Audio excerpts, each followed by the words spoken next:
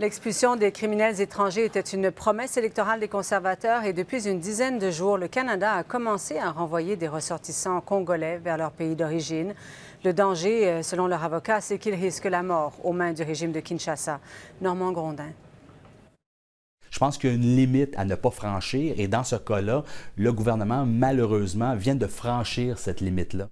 Plusieurs clients de cet avocat ont été déportés récemment vers le Congo et d'autres le seront bientôt. Mais s'il reconnaît que certains d'entre eux ne sont pas des anges, selon lui, le Canada commet une grave erreur. Je ne crois pas qu'on peut se permettre de collaborer avec un gouvernement qui est jugé parmi la communauté internationale comme un gouvernement qui ne respecte pas les droits de la personne, qui torture, qui exécute de façon extrajudiciaire sa population, ses opposants politiques. En tout, plus d'une trentaine de Congolais sont visés par un ordre de déportation, dont cet homme arrivé au Canada il y a une quinzaine d'années. Immigration Canada l'accuse d'avoir fermé les yeux sur des violations de droits humains alors qu'il était fonctionnaire de l'immigration. Il proteste. Dans son dossier, que nous avons consulté, il n'y a ni témoin ni preuve des crimes qu'il aurait commis. Il n'y a aucune preuve. Dans toutes les réponses que moi j'ai reçues de l'immigration, ils soupçonnent. Ils n'ont pas de preuves palpables que moi j'étais un criminel.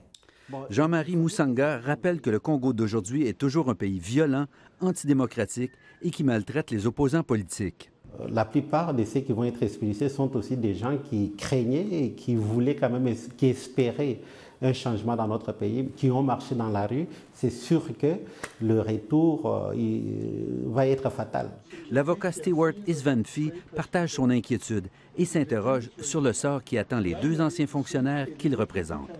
Le premier, c'est sûr qu'il ne dépasse pas l'aéroport. Le deuxième, sa sœur est morte en 2006. Son neveu est mort à la fin de 2012. Il est très connu pour le régime là-bas.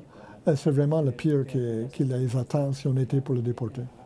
Dans une réponse écrite, l'Agence des services frontaliers du Canada nous explique que la décision de renvoyer une personne du Canada n'est pas prise à la légère, que les personnes visées ont des recours, mais que lorsque ceux-ci seront épuisés, les ordres de déportation seront exécutés le plus tôt possible. Ici Normand Grondin, Radio-Canada, Montréal.